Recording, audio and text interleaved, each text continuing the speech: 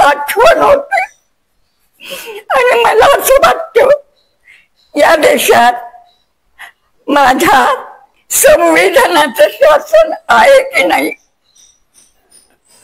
माझ्या देशात संविधान संपलंय का. त्यामुळे बापूचं पहिलं चित्र काय होतं, अन्न वस्त्र आणि निवारा या तीन गोष्टी प्रत्येकाला या मातीत जन्माला आलेल्या आणि या मातीशी संबंध जोडणारा जो असेल त्याला मिळायला पाहिजे.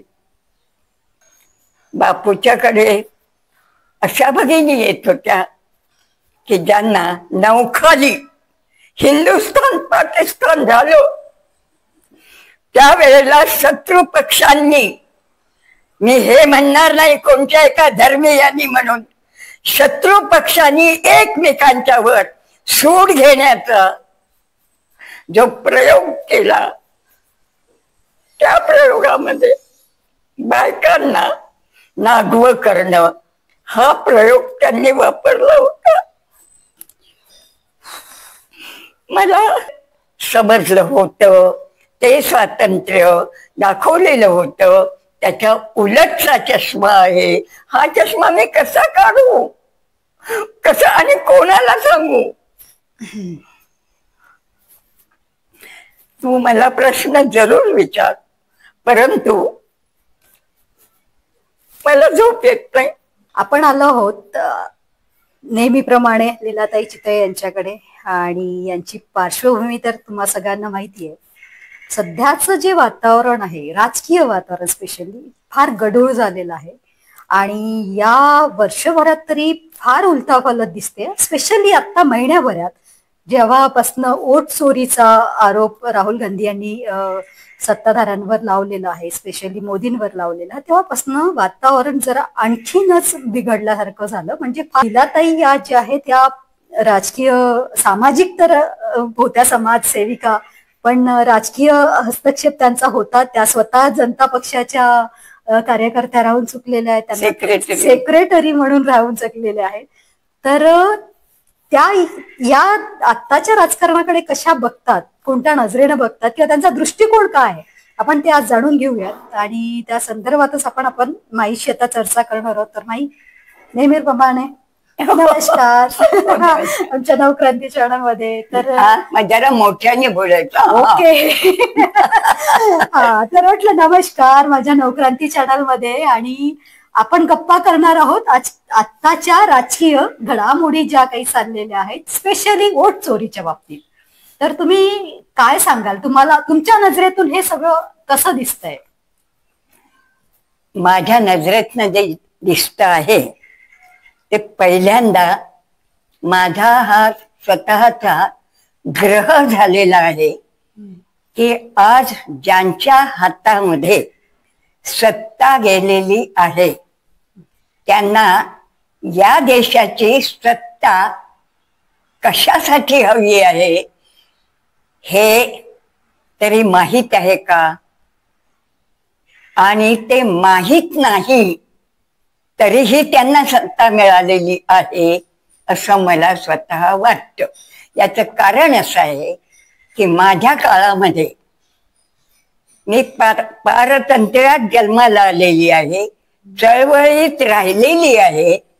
त्यावेळेला पदोपदी सांगण्यात येत होतं की स्वातंत्र्य मिळाल्यानंतर राष्ट्र निर्माण करायचं आहे आणि राष्ट्र निर्माण करण्याच्या करता जो नागरिक असावा असा नागरिक म्हणजे केवळ शिकलेला, पैसेवाला किंवा सर्वसंपन्न असलेला आणि लोक खूप मोठा मोठा म्हणतात असाच असावा असं नव्हतं. त्या काळामध्ये असं सांगितलेलं होतं देशाला स्वातंत्र्य मिळालेलं आहे, ते स्वातंत्र्य जो अंधारात राहतो आहे, कपडे नाहीत म्हणून बाई घराच्या बाहेर कस्तुरबा गांधींना भेटायला येऊ शकत नाही, त्या भेटायला आलेल्या होत्या. बाईने गडवाभर पाणी दाराची फटेतून त्यांना दिलं. कस्तुरबांना घरातल्या बाईशी भेटायचं होतं, परंतु ती बाई बाहेर येऊ शकली नाही. कस्तुरबाने त्यांना विचारलं, तुम्ही ताई बाहेर या ना. तर ते म्हणाले, मी बाहेर येऊ शकत नाही, कारण माझ्या अंगावर 1 फूटभरही कपडा नाही, मी नागवी आहे. याचं कारण असं, माझ्या घरात माझी सून आहे, माझी सून बाहेर कामानिमित्त गेलेली आहे. आम्ही सासवा-सुना एक साडी बाहेर जेव्हा जाते एक जण तेव्हा नेसतो, अन्यथा आमच्या अंगावर कपडा नसतो. या देशाला स्वातंत्र्य मिळण्याच्या आधीच देश कसा घडवायचा आहे याच्यासाठी घडलेलं हे कथानक आहे. हे सत्य आहे, मी कपोल कल्पित सांगत नाही. आणि म्हणून ती बाई बाहेर आली नाही. बिहारमध्येच बापूंचा बिहारचं जे आंदोलन चाललं होतं त्यासाठी बापू तिथे गेले होते. आणि बाला मनू त्यांची भाची मनूच्या सोबत बा होत्या. आणि त्या दुपारी बापू म्हणाले, मी शेतकऱ्यांशी बोलायला जातो, तुम्ही गाव पहा. म्हणून त्या गावामध्ये निघाल्या होत्या आणि तहान लागली म्हणून एका झोपडीच्या जवळ गेल्या. पाणी मागितलं तर गडवा बाहेर आला, परंतु बाहेर बाई आली नाही. ती आतमध्ये नागवी होती म्हणून आली नाही. त्यामुळे बापूचं पहिलं चित्र काय होतं? अन्न, वस्त्र आणि निवारा, या 3 गोष्टी प्रत्येकाला या मातीत जन्माला आलेल्या आणि या मातीशी संबंध जोडणारा जो असेल त्याला मिळायला पाहिजे. आजची परिस्थिती याच्या अगदी उलट आहे. ज्या शिकलेल्या काम करायला निघालेल्या तरुणी आहेत त्यांच्या अंगावरची वस्त्र जी आहेत त्यांचं अंग झाकण्याकरता ती वस्त्र सडकेवर पोलिसांच्या समोर ओढून घेतल्या जातात. ज्यांना कामावर जाण्याच्यासाठी वस्त्र पाहिजे आहेत त्यांना तुम्ही जरा थोड्याशा कमी वस्त्राच्या सांगितलं जातं. आज जो देश चाललेला आहे हा असा आमची जी पावलं पडत होती त्या पावलांच्या उलट दिशेने चाललेला आहे. बापूच्याकडे अशा भगिनी येत होत्या की ज्यांना नौखाली हिंदुस्थान पाकिस्तान झालं त्यावेळेला शत्रू पक्षांनी, मी हे म्हणणार नाही कोणत्या एका धर्मीयांनी म्हणून, शत्रू पक्षांनी एकमेकांच्या वर सूड घेण्याचा जो प्रयोग केला त्या प्रयोगामध्ये बायकांना नागवं करणं हा प्रयोग त्यांनी वापरला होता. मला ती आठवण होते आणि मला असं वाटतं या देशात माझ्या संविधानाचं शासन आहे की नाही. माझ्या देशात संविधान संपलाय का? आणि मग तुझ्यासारख्या उद्या देश घडवणारा, उद्या समाज घडवणारा जेव्हा मला विचारतात, बेटा माझी मान शर्मेने खाली जाते. मी मला आधार लागतो, 95 वर्षाची आधार लागतो इथून फाटकापर्यंत जाण्याचा. मी काही करू शकत नाही. तरुण पिढी जी माझ्या तुझ्यासारखी आहे तिच्याजवळ वेळ नाही, कारण ती तिच्या पोटापाण्याच्या प्रश्नामध्ये किंवा स्वतःच्या स्त्री असेल मुलगी असेल तर स्वतःच्या शरीराची सुरक्षा कशी राहील सडकेवरून जाताना याच्या विचारात घडलेली आहे. काय सांगू काय फरक होता आणि म्हणून आजची जी राज्य व्यवस्था आहे मी कुठलाही पक्ष म्हणत नाही, त्यांनी लावलेला जो चष्मा आहे तो चष्मा भारतीय स्वातंत्र्य संग्रामामध्ये जे स्वातंत्र्य समजलं होतं ते स्वातंत्र्य दाखवलेलं होतं त्याच्या उलटचा चष्मा आहे. हा चष्मा मी कसा काढू, कसा आणि कोणाला सांगू? तू मला प्रश्न जरूर विचार, परंतु मला झोप येत नाही. मी आत्ता जे सांगितलं त्याचा राजकीय व्यवस्थेशी संबंध आहे. याचं कारण असं आहे, या देशात स्वातंत्र्य मिळाल्यानंतर ज्या तऱ्हेची एक नागरिक व्यवस्था सुरू झालेली आहे त्या व्यवस्थेचा कणाचमुळे असं आहे की नागरिकांचे हक्क आणि अधिकार हे तुमच्या याच्यामध्ये कशामध्ये घटनेमध्ये राज्यघटनेमध्ये लिहिलेले आहेत, परंतु नागरिकांच्या हातामध्ये कुठलाही बदल करण्याचा अधिकार विनंती अर्ज घेऊन गेल्यानंतर सुद्धा कोर्टात गेल्यानंतर सुद्धा ते अधिकार राहिलेले नाही आहेत. त्याला कोर्टात गेल्यानंतर आज या देशाचा न्याय पद्धत आणि या देशाची सुरक्षा पद्धत याच्यावर माझा विश्वास आहे.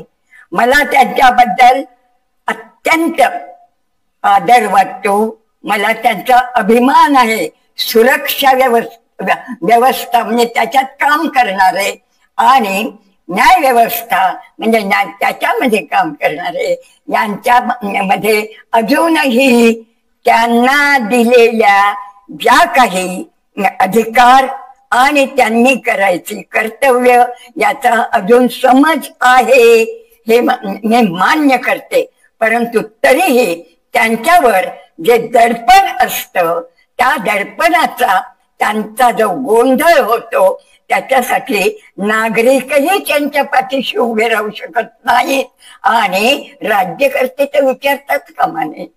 असा हा असमतोल सुरू आहे. मला सारखं वाटत आहे हा समतोल साधण्याकरता एक तरुणाईनी शांततापूर्ण अहिंसक क्रांती करण्याची गरज आहे. परंतु लगेच मला हे वाटतं की त्यांनी असा प्रयत्न केला तर त्यांच्या अस्तित्वाच्या सुरक्षेची काळजी कोण घेणार आहे, कोण त्यांच्यासाठी पुढे येऊन मरायला तयार होणार आहे. आणि आज ही जी भीती निर्माण झालेली आहे तरुणाईवर माझा विश्वास आहे. तरुणाई सगळं बदलू शकते हे मला माहिती आहे, परंतु त्यांना त्यांच्या जीवाचीच ही नसेल, काय म्हणतो आपण, हमी नसेल तर ते पुढे कसे येतील. निवडणूक आयोगाची जी भूमिका आहे आता, निवडणूक आयोगाची जी आत्ताची भूमिका आहे ती कशी वाटते तुम्हाला? त्यांच्यावर जे आरोप चाललेले आहेत आणि ज्या तऱ्हेने आपण रिझल्ट पाहतो आहोत त्यामध्ये निश्चितच सत्यता असावी. मी स्वतः कुठलाही आरोप करणार नाही, कारण 95 वर्षाची आहे. स्वतः पाहण्याचं, स्वतः अनुभव घेण्याची ऍक्शन मला करता येत नाही. त्यामुळे हे जे आरोप आहेत हे आरोप सत्य आहेत की नाही हे पाहण्याकरता या देशात कोणची व्यवस्था घ्यायला पाहिजे, ती व्यवस्था पूर्ण या देशाचे जे नागरिक आहेत त्यांना मान्य होईल का? व्यवस्था असण्याच्यासाठी कायद्याला हे काय म्हणतो त्याला, कायद्याला समकक्ष लोकांचा विश्वास असलेली आणि त्यामुळे निश्चित निरपेक्ष न्याय मिळणारी व्यवस्था कशी असेल ह्याची चर्चा सुज्ञ समाजात व्हायला पाहिजे. ती या सुज्ञ समाजात कुठेही चाललेली नाही. माझा झेंडा काय, या देशाचा एकच झेंडा आम्हाला माहित होता, तो म्हणजे माझा तिरंगा, ज्याच्यासाठी प्राण द्या म्हणून सांगत होते. त्याच्यात प्राण का द्यायचा ते सांगत होते, कारण त्याच्यात 3 रंग आहेत. जो वरचा भगवा आहे तो हिंदूचं प्रतीक आहे, मधला पांढरा आहे तो वेगवेगळ्या धर्माचं प्रतीक आहे, जो खालचा हिरवा आहे तो या देशात हिंदू नंतर जे बहुसंख्य आहे त्यांचा प्रतीक आहे. मधलं पहिल्यांदाच जे चक्र त्याच्यावर हे होता, काय होता, चरखा होता, त्याचं प्रतीक हे होतं. हा देश शेतीच्या आणि ग्रामीण व्यवस्थेच्या सुव्यवस्थेवर चालणार आहे. काळाप्रमाणे विज्ञानाप्रमाणे गोष्टी बदलत असतात, ते या देशाच्या नागरिकांनी स्वीकारलेले आहे. परंतु तरी सुद्धा या देशामध्ये ग्रामीण व्यवस्थेला आवाज आहे का? आज सत्ता मिळवण्यासाठी ग्रामीण व्यवस्थेला नोटांच्या बदल्यामध्ये पोलीस धरल्या जात आहे. त्या नोटा बंद कशा होणार आहेत आणि त्या नोटा फक्त 2-4 या देशाला बर्बाद करणारे जे उद्योगपती आहेत त्यांच्या मालकीचे आहेत. कसा बदलणार आहे हा देश? हा देश बदलण्याकरता एक इतकी युवा चळवळ जोरदार झाली पाहिजे. मी मरेन, शहीद होईन, परंतु न्याय मागण्याच्या साठी माझी जे राज्यघटना आहे त्याच्यासाठी मी मरेन असं म्हणणारा किंवा कोणता तरुणाच पुढे येईल? आणि मी कोणत्या तोंडाने, मी कोणत्या माझ्या ममतेने त्याला सांगू शकते मला तू मरायला तयार हो म्हणून? मला रोज झोप येत नाही. याचं कारण असं आहे, या देशाची राज्यघटना बदलण्याचे उद्योग जे सुरू आहेत त्या उद्योगांच्या हातामध्ये जर या देशाची व्यवस्था गेली तर आम्हाला जो काल दाखवला का, आजादी है आजादी है हमारी व्यवस्था, मर आजादी है आजादी है हमारी व्यवस्था, मरने वालों कर लो आप मृत्यु की भाषा, मरने वालों कर लो आप मृत्यू की भाषा. ही गाणी शिकवल्या जात होती.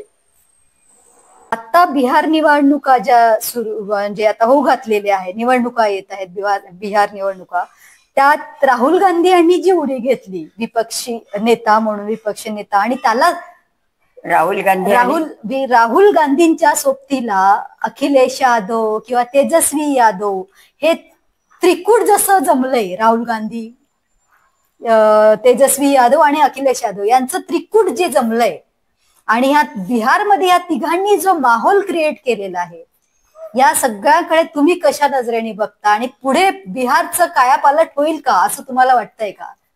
सत्ता पालट जसं म्हणता येईल त्याला. काय आहे, मला लहानपणापासून खूप वादळ आलं, जोर जोराने गारांचा पाऊस पडला, मग तेव्हा भीती वाटायची. तर मला आई म्हणायची घेऊ नको हा पाऊस, नक्की जाणार, पण तो चांगल्या करता पडलेला आहे. पाऊस जाणार आहे आणि थोडा वेळ धीर धर. आज जे देशामध्ये काळाकुट्ट अराजकतेचा अंधार प्रभाव होतो आहे, त्यामध्ये मला आईचं ते वाक्य आठवायचं, जोरदार पाऊस पडला जायचं नाही, याच्यामधून तोच निसर्ग काहीतरी वाट बरोबर काढणार आहे, शांत राहा. आणि आज तेच होणार आहे. अन्यथा यांनी जे ही दबाव पाशवी राजकारण सुरू केलं नसतं तर या तिघांना ऊर्जा कशी मिळाली असते. या तिघांना ऊर्जा जी मिळाली त्याच्या कुळांनी या देशाच्या राजकीय व्यवस्था बदलण्याकरता 150 वर्षाच्या गुलामगिरीला हटवण्याकरता त्यांच्या कुळांनी जी तपस्या केलेली आहे, त्या तपस्यातून ती उर्मी वर आलेली आहे आणि त्यांना निश्चितपणे यश मिळणार आहे. हा माझा विश्वास आहे म्हातारीचा. म्हातारी असेल, म्हातारी नसेल, पण हे होणार आहे. कारण शेवटी विधात्याला जे हवंय तेच होत असतं. काय होतं, हा विधाता पण असा आहे की त्याला वाटतं मी सृष्टी निर्माण केली, ही माणसं निर्माण केली, पण या माणसांना माझी आठवणच होत नाही. यांना आठवण होण्याकरता माझ्या अस्तित्वाची जाण यांना करून देणं आवश्यक आहे. आणि तेच या घटनेला मी, या उदाहरणाला हे देते आहे, रूप देते आहे की आज जे देशात राज्य व्यवस्थेची अस्थिरता आणि बेबंदशाही सुरू केलेली आहे, तिला आव्हान म्हणून 3 पोरं उभी राहणार आहेत. आणि या 3 पोरांच्या पाठीमागे विधाता, सृष्टीच्या रूपातला जो विधाता आहे तो राहणार आहे आणि बदलणार आहे सगळं. बिहारी जनता जशी या तिघांच्या पाठीशी आहे, म्हणजे गोदी मीडिया जरी दाखवत नसली पण सोशल मीडियावर मात्र या तिघांचा गाजावाजा आहे. अक्षरशः विदेशात सुद्धा, विदेशातल्या प्रत्येक वृत्तपत्रामध्ये यांना हिरो म्हणून, म्हणजे राहुल गांधीची हिरो म्हणून ओळख झालेली आहे का रात्रभरात वोट चोरी प्रकरणानंतर. तर हे सगळा जो अचानक कायापालट झालेला आहे, याला उभारणी मिळाली का? म्हणजे या सगळ्या प्रकरणामुळे राहुल गांधींना उभारणी मिळाली असं वाटतंय का तुम्हाला? राहुल गांधीने, मी सांगितलं ना, मी 95 वर्षाची राजकीय कार्यकर्ता असलेली या देशातली आजही जिची बुद्धी ताळ्यावर आहे, जिची विचारसरणी अव्वल दर्जाची आहे, अशी बाई हे सांगते आहे, यश निश्चित मिळणार आहे. कारण ते जेव्हा या युद्धात निघाले आहेत त्यावेळेला करोडो नागरिक या देशाचे त्यांच्या सदिच्छेने त्यांच्या पाठीमागे शक्ती उभी करणार आहेत, याच्यावर या म्हातारीचा विश्वास आहे. कारण शेवटी काय आहे, हे सगळं जे चालतं हे माणसाच्या बुद्धीने चालतं, परंतु त्याच्यावर जे हे नियंत्रण जे असतं ते विश्वनिर्मात्याचं सृष्टीच्या रूपात असतं आणि ते यांना मिळणार आहे असं म्हटलं जातं. म्हणजे सध्या मीडियामध्ये अशी चर्चा आहे किंवा राजकीय जे विश्लेषक आहेत ते असं म्हणतात की राहुल गांधींनी जे हे वोट चोरीचे आरोप केलेले सत्ताधाऱ्यांवर आणि जे त्यांचे आता धाबे दणाणले, अक्षरशः मोदी असोत, आपले पंतप्रधान मोदी असोत किंवा शहा असोत किंवा इतर जे काही राजकीय पक्ष आहेत, स्पेशली सत्ताधारी, हे अक्षरशः घाबरलेले आहेत त्या सगळ्या प्रकरणामुळे. तर असं म्हटलं जातं की आता राहुल गांधीच्या जीवाला पण धोका आहे या गोष्टीमुळे. तुम्हाला काय वाटतं? हे म्हणजे हे कृत्य करू शकतात का? जसं त्यांच्या आजी, वडील, आजी, आजोबा या सगळ्यांच्या बाबतीत जसं झालंय तसं राहुल गांधीच्या बाबतीत सुद्धा होऊ शकतं का? मलाही स्वतःला अनेक दिवसात, गेल्या 6 वर्षापासून माझ्या मनात ही भीती आहे. ईश्वर साक्षी आहे, सकाळी उठल्याबरोबर आणि रात्री झोपताना शेवटच्या श्वासाबरोबर मी ईश्वराला म्हणते, ईश्वरा माझ्या राहुलला सुरक्षित ठेव, ईश्वरा माझ्या राहुलला सुरक्षित ठेव. ईश्वर नक्की ऐकेल, माझं म्हणून नाही.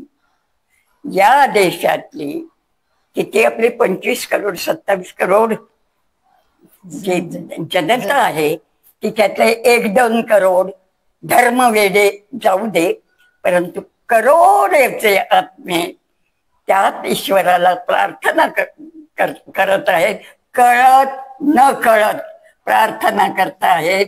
आणि ती प्रार्थना ऐकणं त्याला भाग आहे. त्यामुळे तू काही काळजी करू नको, तो निश्चित हे राहणार आहे. आणि अन्यथा माझा जीव मी माझ्या तळ हातावर ठेवलेला आहे आणि त्याला प्रश्न विचारायला वर जाईल.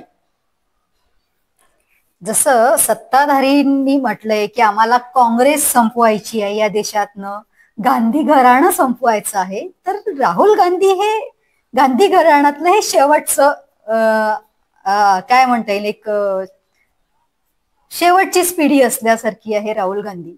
अशा वेळेस लोकांचं प्रेम आता त्यांना फार मिळतंय, कारण ते ज्या पद्धतीने वागतात आहे. बरेच लोकांचं असं म्हणणं की ज्यांनी गांधी बापूंना बघितलं नाही, महात्मा गांधींना बघितलं नाही, त्यांनी राहुल गांधींना बघून घ्यावं. ती राहुल गांधी आणि महात्मा गांधी आणि राहुल गांधी यांच्यामध्ये किती साम्य तुम्हाला दिसून येतं? म्हणजे ह्या एकंदरीत ह्या ज्या लोकांच्या मध्ये ज्या चर्चा चाललेल्या आहेत त्याच्यामध्ये तुम्हाला हे दोघांमध्ये किती साम्य दिसतं? हे पहा, राहुल गांधी आणि महात्मा गांधी 4 पिढ्या आहेत, बरोबर आहे. आता 4थ्या पिढीत जे साम्य असेल ते साम्य, कारण काय आहे, प्रत्येकाचा वैचारिक आणि आचार आणि विचार हे वर्तमानाशी काळाच्या अनुभवाने येणाराच स्वतःच असं हे करणारानी असं असतं. राहुल गांधीच्या बाबतीत जे घडणार आहे ते घडत असताना निश्चितपणे त्याला यश एवढ्या करता मिळणार आहे की आज काळाची ती गरज आहे. काळाची गरज का? मुठभर धर्मवेड्यांना वाटत आहे या देशातली काँग्रेस संपावी. माझा जन्म काँग्रेसमध्ये झालेला आहे. मध्यंतरी मी काँग्रेसच्या विरोधात गेलेली होते, कारण काँग्रेसमध्ये तो भाग आहे. जर आपल्या एखाद्या सदस्याला हे नसेल तर त्याने स्पष्ट बोलावं. काँग्रेसमध्ये हे काँग्रेसचं भान होतं. काँग्रेस हा लोकशाहीवादी पक्ष आहे आणि जो लोकशाहीवादी पक्ष असतो तो लोकशाही विचारानेच निर्माण झालेला असतो.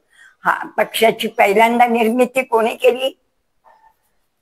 काँग्रेस एका इंग्रजाने केलेली आहे. इंग्रज आणि काँग्रेस पक्षाची national Congress, Indian national Congress. Hume नावाचा इथे जे गव्हर्नर जनरल होते त्यांनी काँग्रेस पक्ष निर्माण केला. त्यावेळेला तो एकच पक्ष होता काँग्रेस. त्यावेळेला स्वातंत्र्यापूर्वी एकच पक्ष होता, तो म्हणजे काँग्रेस. हो हो, तो एकच पक्ष. पण पक्ष का असावा? एकच पक्ष जर असेल तर त्याची गरज नाही. त्यावेळेला हिंदुत्ववाले धर्मवेडे लोक होते आणि धर्मवेडे लोक जातीय व्यवस्थेला उच्चाटन देत होते. त्यामुळे ब्राह्मण वर्ग खुर्चीत बसून शोषण करत होता. जनरल ह्यूम म्हणजेच इंग्रजांनी इथे व्यवस्था नीट चालावी याच्या करता काँग्रेस पक्ष निर्माण केला आणि काँग्रेस पक्ष निर्माण केला. त्यामुळे लोकांच्या इच्छा काय आहे हे लंडनच्या पार्लमेंटमध्ये कळावं आणि इथे आपल्याला राज्य करता यावं याच्याकरता तो निर्माण झालेला पक्ष आहे. तो काँग्रेस पक्ष हा काँग्रेसवाल्यांनी नाही केला, तो एका ब्रिटिश इथे गव्हर्नर जनरल होता त्याने केलेला आहे. परंतु तो इथल्या लोकांनी उचलून धरला, कारण त्यामध्ये लोकांचा आवाज ऐकण्याची तत्व होतं. म्हणून इथल्या ज्ञानी लोकांनी काँग्रेस पक्ष उचलून धरलेला आहे. चला, ही चर्चा अशीच वाढत राहणार आहे, कारण माईकडे खूप साठा आहे या सगळ्या गोष्टीचा.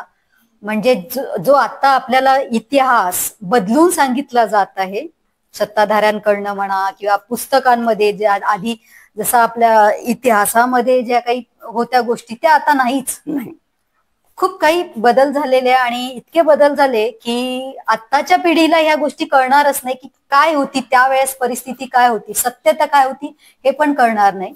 आणि आपण माईंना मुद्दाम भेटण्यामागचं हे असेच कारण की त्यांच्याकडनं थोडं थोडं का होईना आपण त्या गोष्टीची उकल करून घेतोय, जेणेकरून आजच्या पिढीला या सगळ्या गोष्टी कळायला पाहिजे, सत्य काय ते कळायला पाहिजे. आणि ही चर्चा मला असं वाटतं आपण इथेच थांबवावी आणि पुढच्या चर्चेत असेच काहीतरी नवीन नवीन विषय घेऊन येऊ आणि ज्ञानात भर पाडूयात आपण. तुमच्या मला सांगायला आवडेल, याचं कारण सांगते की अन्न वस्त्र निवारा या गोष्टी जितक्या आवश्यक आहे तितक्याच याच्यामध्ये कल्चर, संस्कृती ही पण आवश्यक आहे.